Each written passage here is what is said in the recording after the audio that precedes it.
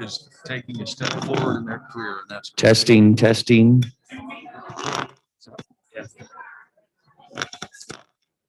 you guys do. Testing 1, 2, 3.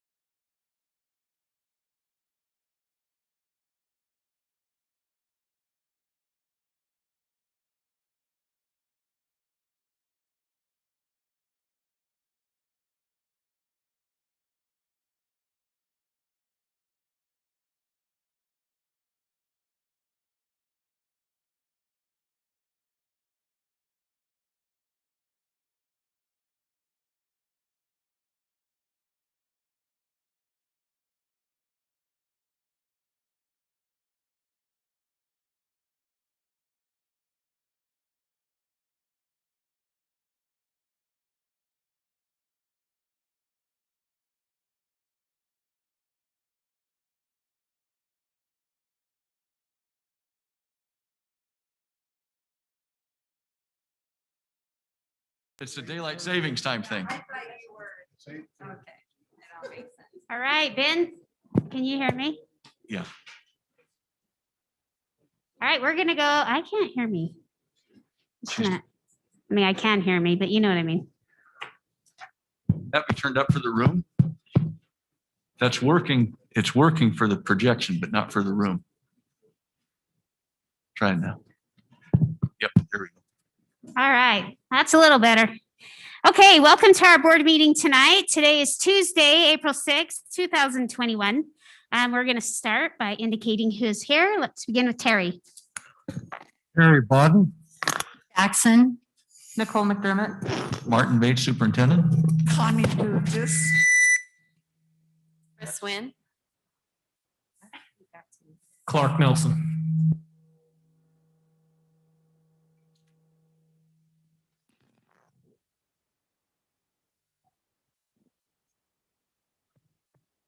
And Karen Winder. There you go.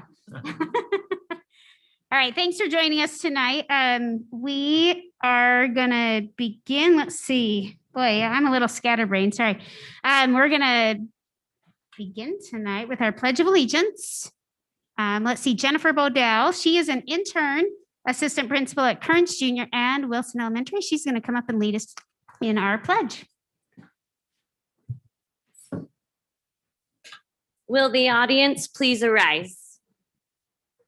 Repeat the pledge after me. I pledge allegiance to the flag of the United States of America and to the republic for which it stands, one nation, under God, indivisible, with liberty and justice for all.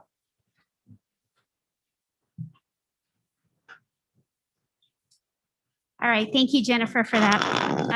We're going to turn the time over to Ben to introduce our reverence for the evening. Very good. Thank you, Board President and board members. We're pleased to present this evening a quick video from the Cottonwood High Madrigals. They are directed by Cecil Sullivan. And I believe we have Terry Roylands here to introduce them really quick for us. And then Stephen will start the video for us.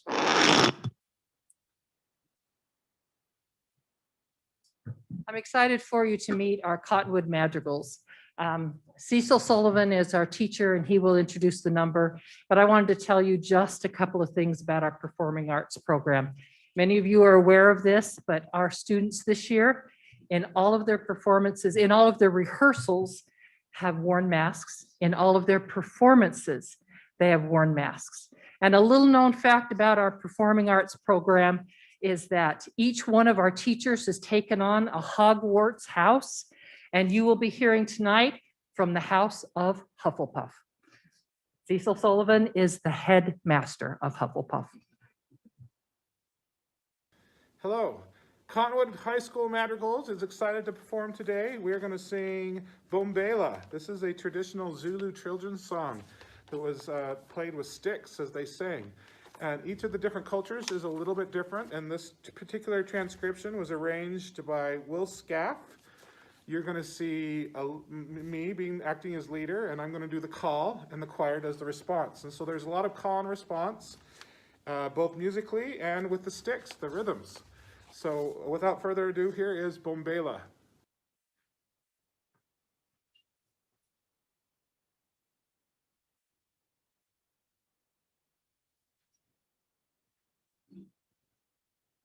Bombela, Bombela, Bombela, Westimela, Bombela, Westimela, Bombela, Bombela, Bombela, Westimela, Bombela, Westimela, Umama Wenzani, Ebusa Banfana, Umama Wenzani, Ebusa Banfana, Umama Wenzani, Ebusa Banfana, Umama Wenzani, Ebusa Banfana, Bombela, Bombela, Westimela, Bombela, Bombela, Westimela, Umama Wenzani, Ebusa Banfana, Umama Wenzani, Ebusa Banfana, Bombela, Bombela, Westimela, Bombela, Bombela, Westimela, Umama Wenzani, Ebusa Banfana, Umama Wenzani, Ebusa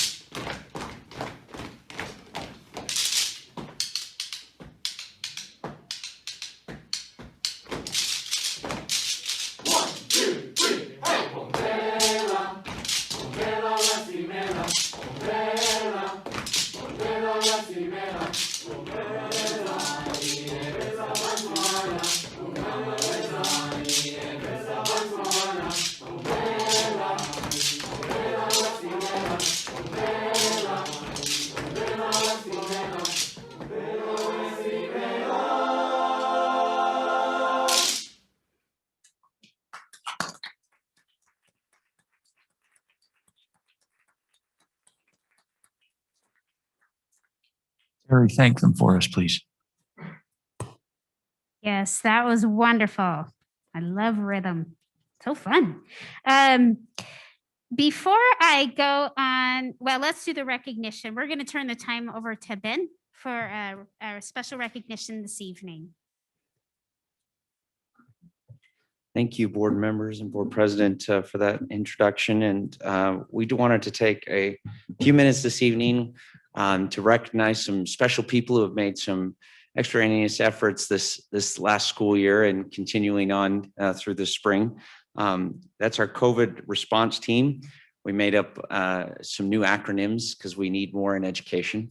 So that's the CRT team, and these fine group of individuals in the waning days last fall, as we developed a contact tracing process, it became quickly apparent that we needed a very diligent and dynamic group of individuals to be able to work through those cases and then turn the information over once it was received by the health department to individuals who could support principals in making notifications to families.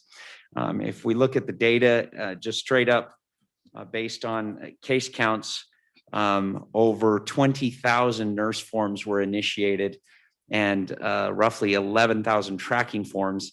These are all a bunch of different types of programs and forms that these nursing teams entered. Total notifications up to this point in the year out at 100,000, just a little less than 100,000 notifications have been sent by this nursing and secretarial team. So we invited those individuals to come here this evening. We'd like to recognize our nurses first, if they would stand: Angela Ritchie, Cynthia Lisby, Lindsey Ramsey, Liz Nelson, Sarah Timpson, Susan Bell, Evan Mitchell, and Eureka Martinez. Could we give them a round of applause?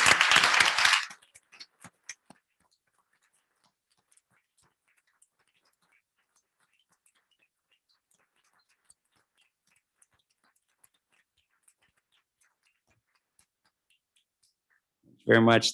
Then we also have our secretarial team. This was my component, and I was grateful to have the help and support of Danielle Kitchen, who helped support them. Darla Williams, Kathy Goodfellow, Lindsay Kohler, Diana Pennington, Gaina Breeze, Marilee Evans, Shirley Arrington, Carol Berlin, and Marcy Moore. Give them a round of applause, please.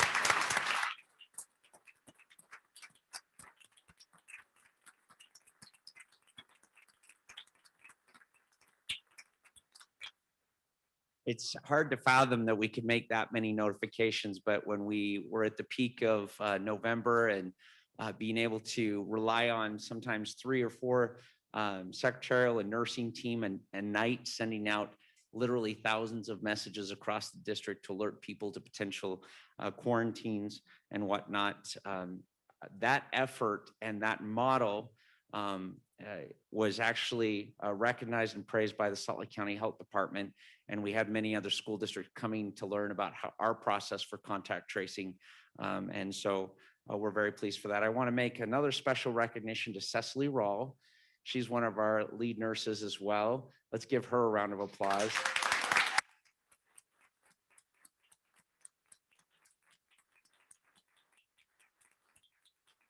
When we first started this process, it was Allison, Cecily, and I trying to figure out what the heck we were doing.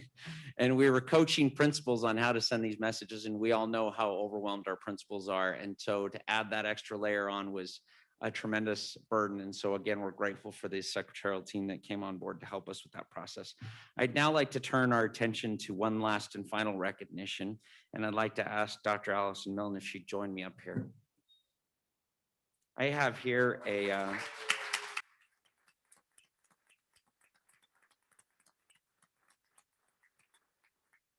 early last fall, as we started going through this process. Where are you? I want to make sure we appropriately embarrass you. Alice and I, we're best friends now. We spent many, many hours on the phone after hours dealing with different as we kind of put this team together. But I want to fully acknowledge and give credit to Allison. This was her brainchild. And I was just there along for the ride to kind of help and support her as she worked with county health officials and developed these protocols. She is our main contact with Salt Lake County Health Department through every last one of these 100,000 notifications. So in addition to that, one thing I want to make sure we make note of and recognize Dr. Milne for, Allison for, is this last spring as a result of her efforts with the University of Utah and the HERO testing project, she eventually was able to bring on 20 different schools that piloted some testing programs and initiatives and helped study COVID-19 in schools and determined that our infection rates were less than 1% on school campus. That school data was then utilized recently by the CDC and was the basis for new guidance for the entire United States. And Dr. Milne here was considered a part author on that study. And so it is with great pride. And I consider her a friend because we've worked so closely together on this these last few months. It feels like years, right? My goodness. And there was one night, she's like, is that your, I remember on the phone with you one night, you're like, my husband says, hi, he's going to bed now. I'm like, my wife. There were nights we talked to each other more than our own spouses, but I think we're stable now and things are good. And you got to have a spring break for real, is that correct? So I am so pleased to present this not only to a proud coworker, but a personal friend. This plaque is presented to Dr. Allison Milne for leading the charge in helping Granite School District students, staff, and families safely navigate the unique challenges of the 2020-21 school year. Allison Milne.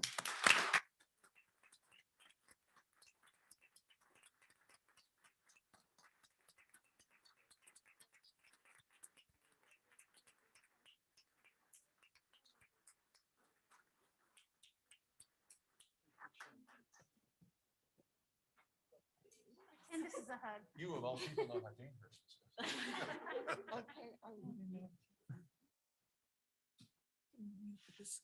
I'm so excited. Thanks, Allison.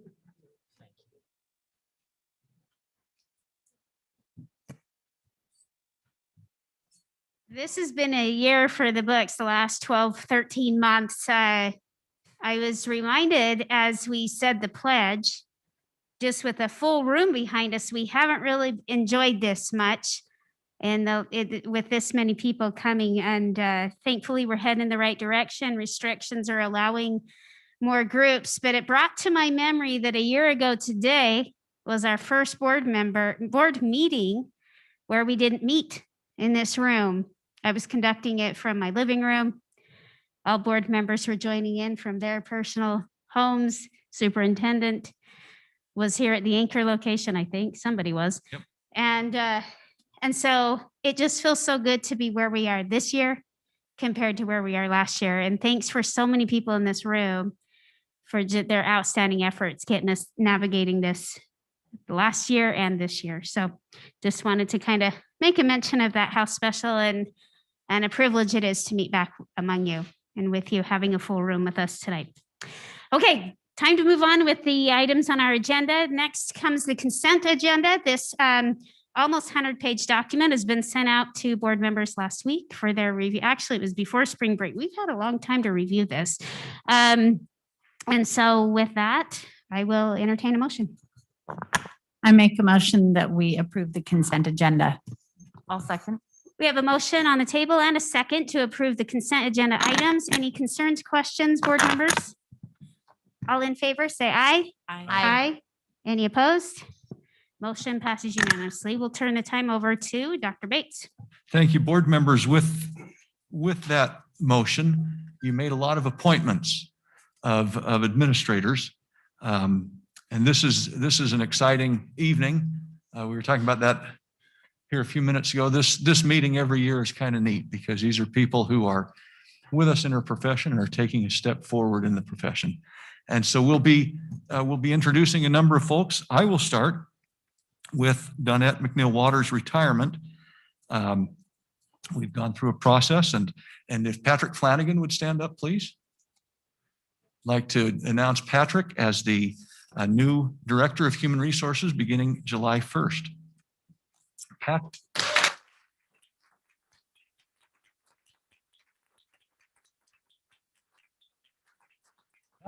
Patrick, stand up. Stay standing. Patrick's been serving as the Associate Director of Human Resources, and prior to that was a great principal at William Penn, right? Elementary school. And so we're glad to have Patrick step forward in this new position. I asked you to bring one significant other today, and Patrick said, I only have one. And I said, that's great, but bring her. So do you have somebody you could introduce to us?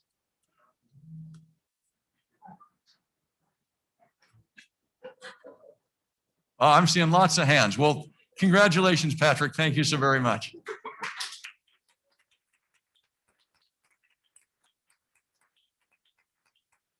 I'm going to ask Leslie to introduce a couple of folks, and then we'll move on to John.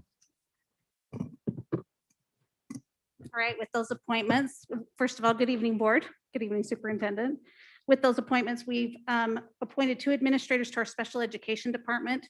So the first one that I'd like to announce, with the retirement of Lynn Larson Miller and related services, we'd like to announce the new Associate Director of Health and Related Services in our special education department, Robin Roper.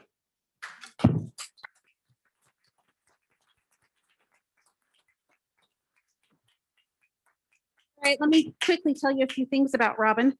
Robin has an extensive background in special education, and she served as a teacher at various grade levels, supporting students with special needs. Robin has also served as a literacy coach in Granite School District before she began her career in administration. Robin is currently the principal of Jacqueline Elementary. Robin, did you bring someone with you tonight to introduce? I did. My husband, Nathan. All right, thank you.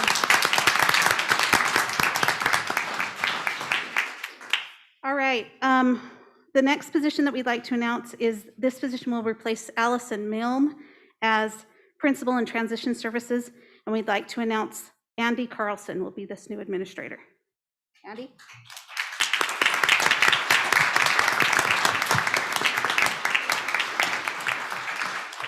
A few things about Andy. Andy began his career in a residential treatment center. He's taught at the elementary school level, and then he served as a high school counselor and a counselor at the elementary level. Then he transitioned to administration in Tooele District, and now he's in Granite.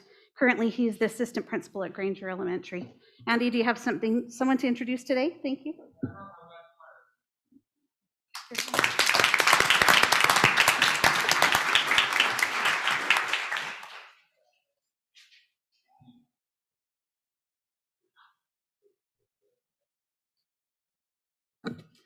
Good evening, Board of Education and Superintendency.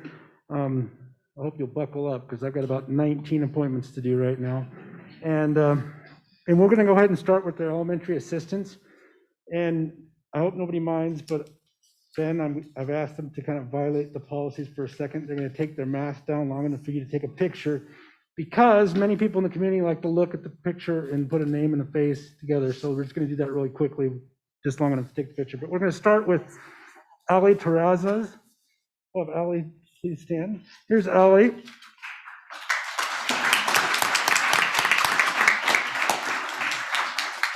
Ali has been an intern assistant principal this year at Jacqueline and Lincoln Elementary Schools. Prior to serving as an intern, she was a coordinator to the Granite Peaks Learning Center. She has also been an intern in Salt Lake City School District, as well as a teacher. Ali will be the new assistant principal at Redwood Elementary School. So Ali, will you introduce who you brought with you today? Great. Congratulations.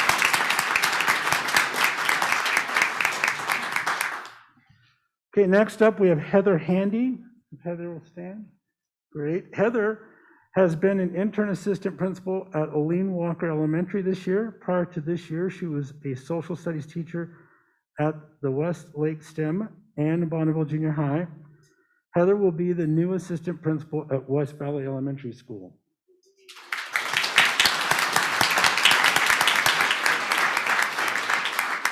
And Heather, go ahead and introduce who you brought with you today.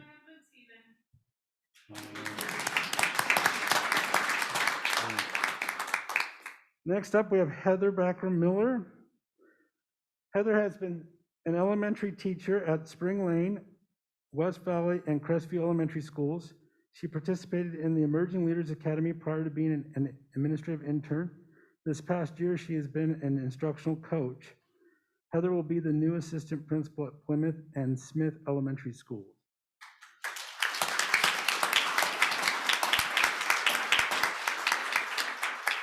Okay, Heather, who have you brought? Great, good to have you here. Okay, next up we have Kathleen Anderson. Kathleen began her Granite District career at Kearns High School as a teacher and a cheer coach, and then the Performing Arts Department chair. Most recently, Kathleen has been an intern assistant at Kennedy Junior High. Kathleen will be a new assistant principal at William Penn and Arcadia Elementary Schools.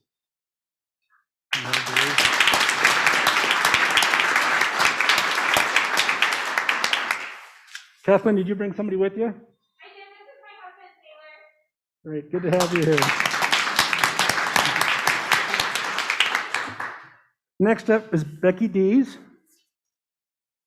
Becky started her career in Granite School District as a junior high counselor. She has also been a volleyball coach and an ACT coordinator. Most recently, Becky has been serving as the intern assistant principal at Granger High School. Becky will be the new assistant principal at Hillside and Benyon Elementary Schools.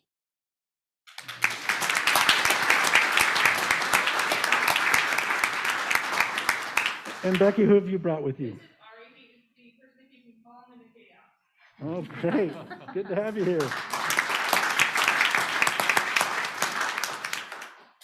Okay, now we're going to move to elementary principals. Next up, we got Rebecca Spence. All right. Rebecca started her career in Granite as a speech-language pathologist. She then moved to administration as an intern at Eisenhower, and most recently, she has been an assistant principal at Redwood Elementary. Rebecca will be the new principal at Twin Peaks Elementary School.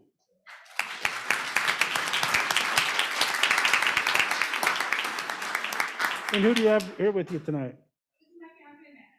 Great, good to have you here. Next up, we have Lindsey Adams. Lindsey is currently an assistant principal at Arcadia and South Kearns Elementary Schools. Lindsey has been a special education resource teacher at Lincoln, Redwood, and William Penn Elementaries. She will be the new principal at Moss Elementary School.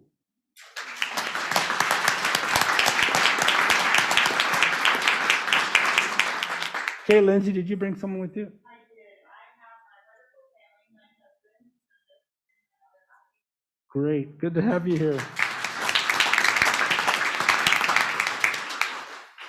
Next up, we have Allison Milne. After the year Allison had, she asked if she could go back out to the schools. It was one heck of a year. No, I'm kidding. So Allison began her career in Granite as an associate director for Granite Peaks. After that, she was an elementary assistant and principal. For the past several years, she has been serving as the principal at the Granite Transition Services. And obviously this year, she led our team dealing with COVID. Allison will be the new principal at Monroe Elementary School.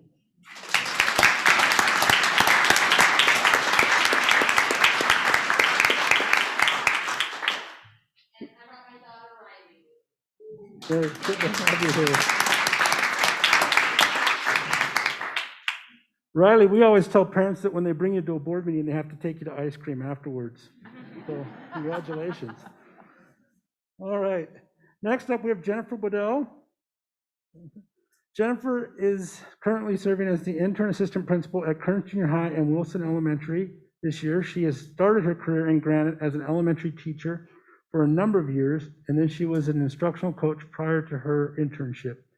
Jennifer will be the new principal at Whittier Elementary School.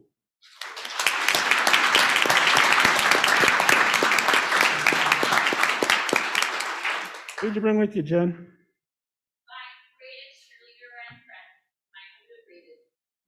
Good to have you here.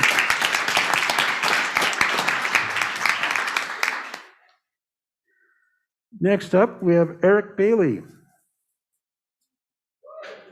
For the past 5 years, Eric has been an assistant principal at Hunter High School. Eric has also been an intern assistant and started in Granite as a Spanish and social studies teacher. Eric will be the new principal at Oakwood Elementary.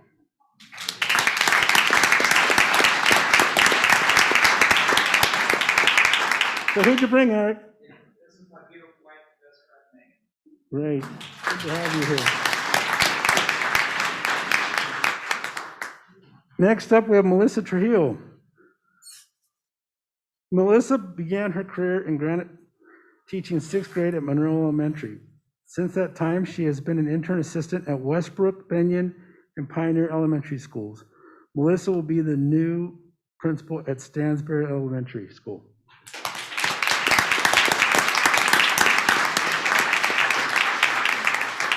Melissa, who do you have with you? Good to have you here.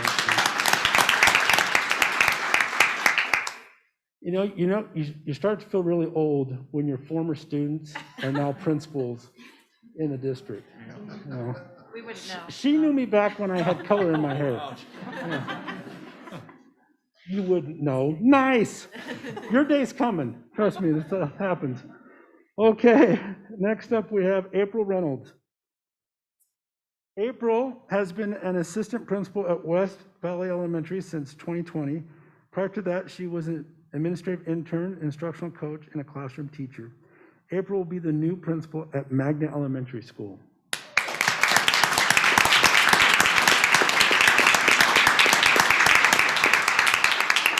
So April, did you bring someone with you? Yes, I'm pleased to introduce my husband, Tucker. Great, good to have you here.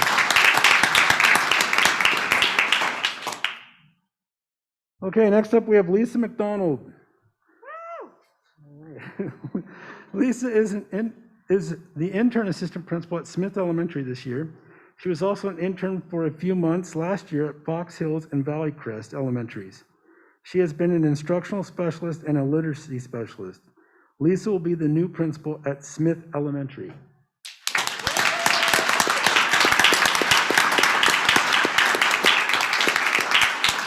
What do you bring with you? This is my husband, Rich. Good to have you here. Next up, we have Dave Everett. David is currently an assistant principal at Copper Hills and Wright Elementary Schools. David began his Granite career as a 5th grade teacher at Smith and Cottonwood Elementaries. This upcoming year, Dave will be the new principal at Hunter Elementary School.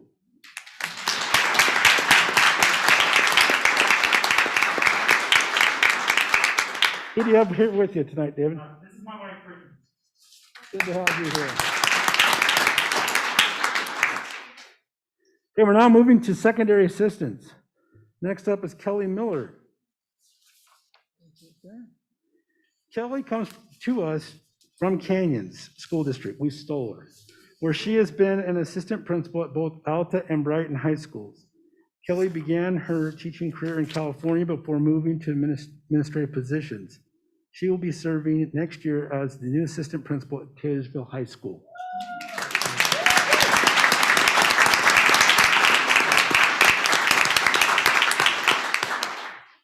Who do you have with it?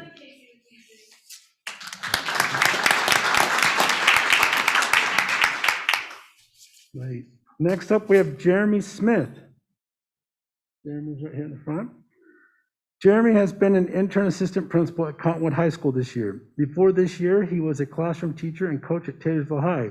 He has also been a teacher and coach in Park City School District in South Pete and in Holbrook Unified School District in Arizona.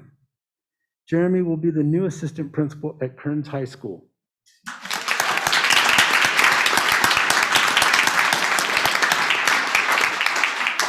Who do you have here with you tonight? I've got my better half, Sandra. She's not saying no.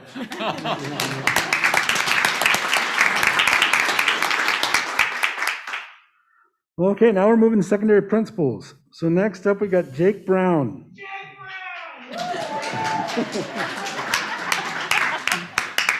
It's always nice to see they've got cheerleaders in the audience, right? We're just glad that Rob didn't mess them up too bad. He's still okay. Good to have you here, Rob. All right. Currently, Jake is an assistant principal at Cypress High School, where he's been since 2017. His previous experience includes teaching and coaching at Taylorsville High School. Jake will be the new principal at Benyon Junior High School.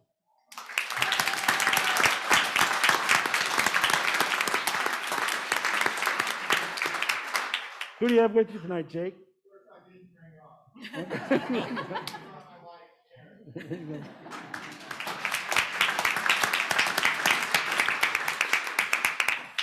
Poor Jake has probably spent as much time with Rob as his wife these past few years.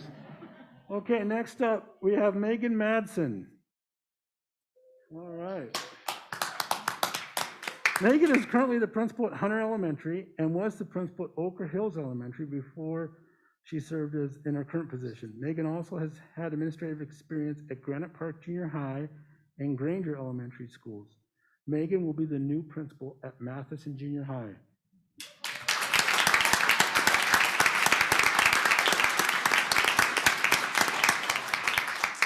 Okay, Megan, who do you have?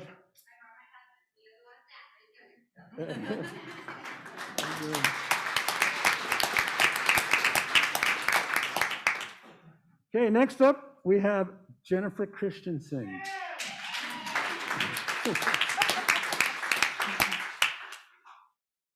Jen is currently principal at Matheson Junior High. Prior to being principal at Matheson, she was an assistant at Cypress High School, therefore Rob McDaniel's shout outs, and an intern assistant at Brockbank Junior High. Jennifer began her teaching career as a health science teacher at Granger High, and she also taught at the GTI. Jen will be the next principal at Olympus High School.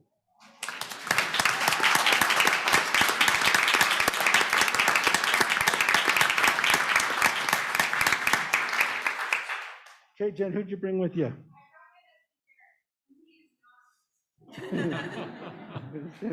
Okay.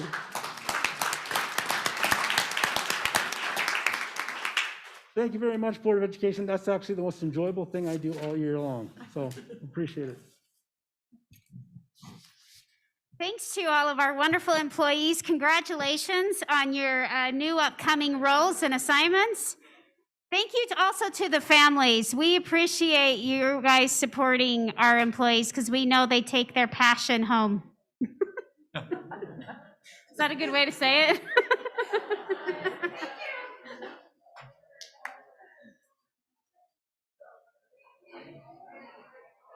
Where's everybody going? I want to go to that party. We'll give them a minute to exit. She was an 8th grader, Jen Christensen, when I was the intern at Westlake. Oh, wow. Lindsey Fuller was my student.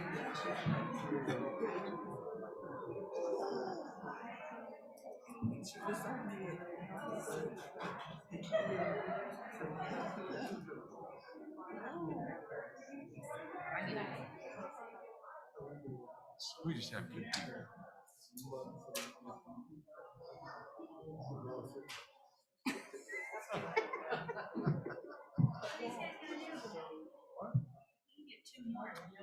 All right.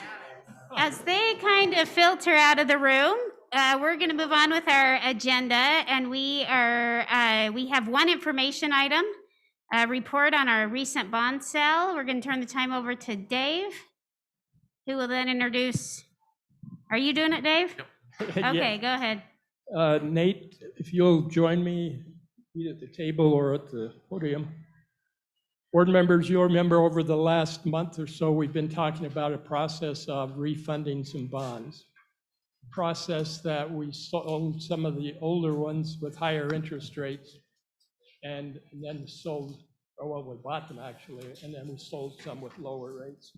Made about $9.8 million in that process. At the end of the calendar of events, the last step is a report to the board, the results of the bond sale. You'll remember Dale Wilkerson is our financial advisor. Dale's out of town tonight, so Nate Robinson is going to join us. Nate's worked with the district for years and is a financial analyst, knows us very well. Nate is with the firm of Lewis, Young, Robertson, and Birmingham. So Nate, if you'll walk them through quickly the booklet that you brought with the summary of the sale. Absolutely, I'd be happy to. Members of the board and superintendent, thanks for having me tonight. I will keep you awake and not go through the whole book, but if you're having trouble falling asleep later tonight, pull it out and you'll be asleep in no time. Just quickly review, this book just highlights general market conditions, highlights more specific market conditions, near the sale date of your bonds, and then it highlights the specific transaction as it relates to interest rates and your bond ratings. I'll start with your bond ratings. You can see this on page 7, and then in more detail in Appendix B. The district has terrific bond ratings. Your rating with Fitch, there are 3 major rating agencies. Fitch is one of them, and you have the very best rating possible with Fitch at a AAA. Your rating with Moody's, the other major rating agency, you have a AA1, which is just one step below the AAA. So very terrific, rarefied air. Not many school districts have that. And some of those factors that relate to your bond rating have to do with the way that you manage the district, from financial policies, fund balances, revenues and expenses, things of that nature. The things that you control very well. And that is reflective in your ratings. Other things that are outside of your control might relate to the demographic, socioeconomic situation of the communities that fall within your district boundaries. So over time, those can improve, but you have less direct control on those things. And so perhaps that's one of the reasons why you're not quite to the AAA on the Moody's side. But over time, it's not impossible to get there. So feel very good that you are representing yourselves well, and because of those very strong ratings, you're viewed very strongly and favorably in the bond market. In this particular transaction, as you can see on page 8, you had received 7 bids on your bond, which is great. It's very strong. And, obviously the more the better. It just shows that there's a strong interest in you in the district. And the results that you're seeing here are very similar to the results of past transactions. One thing I'll just quickly note here on page 8 is the winning bid was a 0.89%. That's over 10 years. It was just amazing. So, you're borrowing $70 million at 0.9%. As Dave alluded to, as a result of that, you're saving an enormous amount of money that you're able to put back into your program and push things forward with your capital. One thing that's just sort of a secondary thought here, but somewhat interesting for us number nerds, the difference between the first and the second bid was about 0.1%, 0.08%. It might not matter that much, but really what it means here is the winning bidder left a little bit of money on the table for them. It's to your benefit here. And so that's really good for you guys. It eked out just a little bit more savings. And then in Appendix A, I won't show you all these numbers, but page 6 of Appendix A these are what we call debt service numbers. These are just your principal and amortization, or principal and interest amortization schedule. This page here just shows your savings. Very significant savings, and it highlights the interest rate and how it compares to the deal that you're refinancing. So typically on a refinancing, we like to go anything above 3% net present value savings is considered good. Up on this one, you're over 10. So we would call this one a home run. This is just a great deal overall for the district. So those are the highlights of the deal. I'll be happy to take any questions should there be any. So on this one, Martin just pointed and he said, this number of 9.1 million is what this refinance bond is going to save us at the end of the day. Not too bad. Is that, I'm Yes. reading, Yes. that's right? Yes, that's true. So $9 million just refinancing. And that just goes to show you, Dave and his department, your workforce in your company, just that bond rating really It's a big should deal. not be Makes undervalued. a big difference. It's a big deal. Because It's a big we deal. wouldn't be able to do this and gain millions of dollars back. Yeah, I mean, without if that. you're thinking about it as from a consumer standpoint, if you have a $600 or 600 credit rating compared to an 800 credit rating, it makes a difference in the loan rate that you get, right? And that adds up to dollars over time. So it's similar in this world. And now you also see the other side of how important reserves are, because we're based very much on the reserves that we have for our district. So those are sometimes in competition with other things that we do. So we had a question by Nicole, and then Clark, I think you also have a question. I just wanted clarification to make sure for the folks at home, where's that 9 million going? That 9 million will roll into the capital fund to help with buildings and So just want to make sure we clarify that, because it can't be used for Salaries. salaries. So, well, it's, yes, it's, the 9 million is over a number of years. The years 2, 3, and 4, I think, is where we'll realize the most savings. But yes. You mentioned that the difference between the AAA rating and the AA1 may be out of our control. Is there something that is within the grasp of our control that we could improve upon to reach AAA with Moody's? You know, it's hard to say. That sometimes the rating agencies they play things close to their vest. Every so often they'll tip something.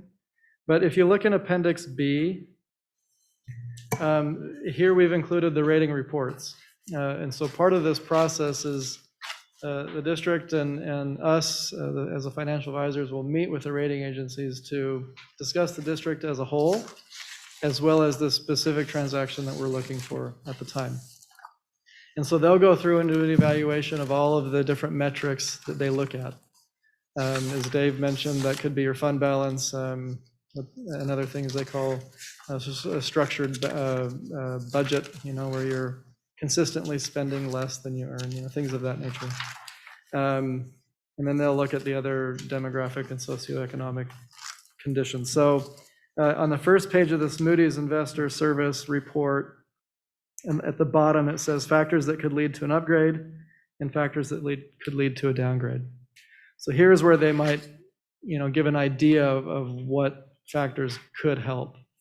And so one of the things here that could lead to an upgrade is a significant improvement in the district's socioeconomic profile. And of course, you don't have a direct ability to do much about that. The one above it, though, continued strengthening of the district's financial position. So, continuing to grow your fund balance in a methodical way, continuing good relations with your teachers and things of that nature over time. It can help, but they don't outline it to say, if you continue doing these things, expect an upgrade within this period of time. It doesn't work quite like that, but they'll continue to monitor this and be in touch with the district. And so, unfortunately, I don't know when it could happen, but it could. I don't know if I've directly answered your question, but that's the info that they give us. Clark, the two things that we discuss with them every time we meet are out of our control. Declining enrollment seems to be a big factor with Moody's. Again, they don't like districts that are losing students. And the other is the socioeconomic, which we can't control that in those neighborhoods either. So other than that, we rate very highly with Moody's, but there are a couple of issues there that we can't do anything about. Thank you. Any other questions? Thank you for being here tonight. Thank you. Appreciate it. All right, we have one action item. It's our second reading of our annual student population review policy. Invite Doug to come up. Members, I am happy to present on second reading the annual student population analysis procedures. We had a robust discussion last time in board meeting, and there were some suggested changes. I also spoke with assistant superintendents and directors to determine if there were other changes that were recommended. I'd like to just briefly highlight the changes that were made. In subsection C, we moved the notification paragraph that had been in the subsequent section up to subsection C, so that notification of school principals, school community councils, and even the school community would take place shortly after or contemporaneously with the publication of the study list. I think one of the main issues that we had discussed last time was making sure that there was sufficient notice to all our constituents, and that's why we moved that up. In subsection D2, we added, it was implied, but not necessarily specifically included in that subsection, that we will be conducting community meetings with school patrons during that process of doing the school boundary analysis. The other section that was changed was in E1, subsection E1, we added the language no later than June in order to give ourselves some, hopefully some incentive to be able to finish our initial report as soon as possible and even prior to June if possible. We made a slight change based on Dawn's feedback in subsection E3, where we had designated 60 days of public comment, of formal public comment. Just to provide us with some additional flexibility, we have changed that to say at least 30 days of formal public comment. And then the last thing that we did was in subsection F1, rather than leave it open to the fall where we do our first reading, we will shoot for October of each year to do the first reading of any plan that the board adopts. So those are the changes that were made. If you have any other questions, I'd be happy to respond. Can I just ask a grammatical question? I may be wrong, but is in F1, is the word "the" before October intended to be there, or is that? Nope. Not? I appreciate that. Where it said the fall, both the and fall should have been stricken. I appreciate that. Thank you. We'll make that change.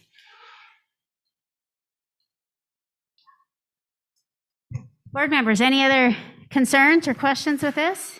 If not, I'll entertain a motion.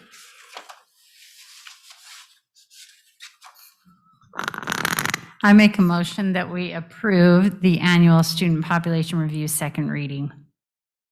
I'll second. All right, we have a motion and a second to approve as the second reading the annual student population review policy. Any questions or concerns? All in favor, say aye. Aye. Any opposed? Motion passes unanimously. Thank Thanks, you, board Doug. members. Thanks, Doug. We'll turn the time over to Dr. Bates for his report. I don't have anything further this evening. Thank you. Awesome. How about Clark? Board reports. We'll start with you. Sure. It's great to be back with you in person. I had the chance to attend a few school events over the last few weeks: the Miraculous Journey of Edward Tulane at Cottonwood High, band and orchestra concert at Bonneville Junior, community council meetings, some principal meetings, and a lot of constituent conversations. I'm grateful for those opportunities, and I'm also, even though they've left, I'm really grateful for the chance to see and speak with a few folks that have been part of my community that I represent, and glad to see some of them coming back, and more than anything, just grateful for those relationships with those individuals, and look forward to furthering those relationships with those individuals and developing new ones with those other new individuals that are coming into my community, as I like to call it. Thank you. Thanks, Clark. Chris? I have just a little. I just want to thank Ben for the recognition that he did for the secretaries and nurses in that committee. I think a lot of us don't know who behind the scenes is doing all that work a lot of times. So I think it was really important to recognize them, and that's, I like to put faces with names a lot of times, and that gave us some faces to put with all that hard work. I also just, I I've talked to other board members. Julie brought up that, you know, when principal changes happen, it really does affect our schools. And I just hope our communities are open and ready for some changes, and they're good things. And I'm excited to work with some new principals in my precinct. So very excited about that. Thanks, Chris. Connie? I hate this mask. Anyway, thanks, Ben, also for what you've done for the COVID, and as well as all of the nurses and secretaries. I'm pleased with the changes in the, I'm okay with the changes in the principals in my area.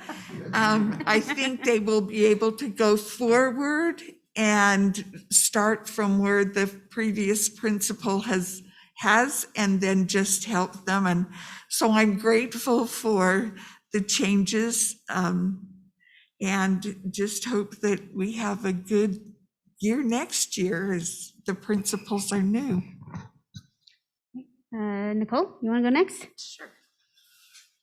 I too was able to attend the Miraculous Journey of Edward Tulane and Concerto Night over at Cottonwood High School. It was a delight to see them and the hard work that these students and the teachers have put into that. And so it's really a good opportunity just to see what our teachers have been able to do this year. Just phenomenal. And of course, being able to see what's going on. I know a lot of schools with their community councils are looking at, what to do with their monies and trying to do that. And I just want to say I appreciate those community councils and their hard work. I know there's some community councils that I've been to that are just, they're all phenomenal, but I know in places where you would think, oh, maybe they don't have very much participation, but I'm so impressed and proud of those communities and the parents being involved. And I think that's an important part, and I appreciate those parents being there to give that input to what's going on in our schools and as they're looking forward to next year and everything. We had some big changes at the schools around me, and I am looking forward to working with these new principals and these new vice principals and administrators. And I think Martin and I were talking about it during dinner, that I think it is a good opportunity to have fresh blood and new ideas come into a school. I think it's always a positive thing, even if it does hurt sometimes. So while we're sad to see some of them go, I'm thrilled to see who's there and look forward to getting to know them as well. Yeah, it's amazing how much a principal becomes a part of your community, like a part of your family. That person becomes something you discuss over the dinner table. So it's very personal when people leave, and it's very personal when some stranger comes in. It's always exciting to have change. I had the great pleasure and honor of being able to cut the ribbon in the ribbon cutting ceremony at the baseball field at Skyline High. And I totally regret the whole thing, because I should have pulled those darn Skyline baseball players over to cut the ribbon. Next time I'll be prepared. But it's thrilling to see some progress happen on that front, and appreciate our taxpayers who are willing to support us being able to create great opportunities for our kids like that. I also spent a good 6 hours a couple of Fridays ago in Zoom calls with teachers from the Olympus and Skyline networks. And the question of the day was, what do you think schools should look like in the fall? The idea was, what have you liked from the pandemic and what have you not liked? And it was such a joy to hear them. They're just intelligent and they speak from both their heart and from their intellect and from their experience. And I just grew so much as a person from listening to their ideas, the things that they liked, the things that they didn't like. And also it was interesting to watch them argue about, I love this. Oh, no, don't keep that. That's terrible. I hated that, or whatever it was. So that was also a really interesting thing to watch. And I just wanted to also say that I've seen a couple of great productions, and I've been to a few athletic events at different schools, and it is so thrilling to see students perform. It's like, it like makes me feel also like I can go out and do great things. They're like inspiring. And so I really appreciate the opportunity to do that, and the fact that we give them the opportunity to do that. I think it's really great. And that's it. Thanks, Terry. Yeah, this last month I had the opportunity to visit Granger High. They were chosen as the only high school in the nation to host the Remembering the 9/11 exhibit. And that was extremely humbling to go over there, brought back many memories of that day. Also on that Friday, they honored a former student, Scott Lundell, who was also a former student of mine, who was killed in Afghanistan in 2006. I know his wife, she lived in our neighborhood, and what a great sacrifice for them. And they also honored Timothy Brine, who's the brother of Kathleen Warren, who there at Granger High, as he was killed in the 9/11 attack in New York City. So and the ROTC stood guard over that event. It was open to the public every night and to the students during the day. It was a great opportunity. And thank you to the superintendency and others who are involved in the interviewing of so many and choosing those who will serve as administrators in our district. Thanks for the impact. And some of those were in my area, and I look forward to getting to know those people better. So thank you. Thanks, Terry. I also had the opportunity to go over to Granger and see that 9/11 memorial. Scott Lundell, coincidentally, was my student body president when I was a sophomore at Granger. And so, and I had not realized until I went to the exhibit his story. And so I saw the yearbook sitting out. I was like, I have that yearbook. And, and then I just quickly did the math and didn't realize that he had passed on and served our country and given his life for our country. So it was very humbling, and what a true honor for one of our high schools to be chosen out of all the high schools in the nation to be able to host that exhibit. It was so humbling to just kind of walk around that exhibit and look through some of Scott Lundell's things, and I forgot the other name. Timothy, yeah. So it was truly a humbling experience, and I'm glad that we had the honor to host that in one of our schools. And Granger did a very good job there. RTC was on it. Student government was also there, helping chaperone. So a lot of effort. You talk about this behind the scenes effort. There are a lot of things happen in order to pull that off and make that happen. So just wanted to mention that. I also am excited to meet some new principals coming out in my neck of the woods, in my precinct. And so that's kind of an exciting time of year for everybody. I want to just make mention, I can't even talk anymore tonight, make mention that our board meeting today actually started at 7:45 a.m. And so we have now been in board meeting for 12 hours. So if we're tripping over our words a little bit, it's because we're tired. But the reason is we've spent a majority of our day in an executive session for the purpose of character and competence related to our superintendent search. We're in the thick of it now. And I just want to speak to our board and tell them how much I appreciate it. We have spent numerous hours together over the last month to get to where we are today. And we're going to be spending even more hours upcoming over the next few weeks. Choosing a superintendent is the most important job a school board education does.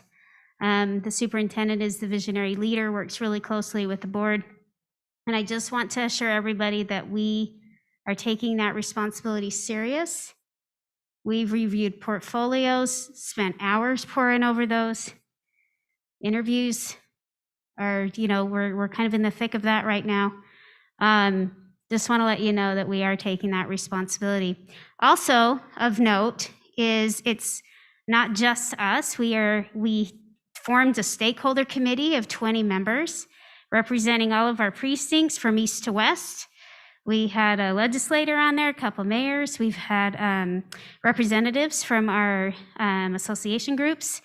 And so we are also taking into account their feedback. And so we just want to let you know that for the groups we spoke with prior to even putting our marketing brochure out there, that we have taken in, your feedback into consideration and have that in the forefront of our minds as we are in the thick of our hiring process right now. So just wanted to also give a shout out to those. About a month ago, the Stakeholder Committee met. They were given 3 days to come in, and let me tell you, it took them 3 days to do it, and hours.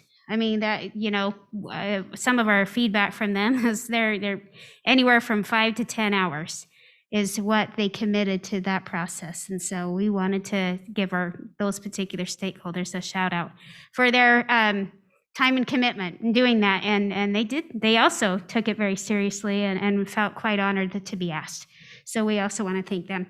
I know that's probably it, people are wondering where we are in that process. So I just wanted to kind of give people a little bit of an update and just mainly assure them that we are taking it very seriously. And board members, I truly do appreciate your dedication and the hours of commitment to this process. So thank you for taking that responsibility serious. It's been really fun to actually get to know these board members even more, because when you spend that much time together, I just really feel like through this process, those bonds, our friendship are just, they're just continuing to grow. And our respect for each other, likewise, is continuing to grow. So thank you, board. That's all I have for tonight. With that, I'll entertain a motion to adjourn. I motion we adjourn. I'll second it. I'll second it. All right, we have a motion to adjourn. All in favor, say aye. Aye. Aye. Thanks, you guys. Thanks, everyone. Thank you. Go rest up.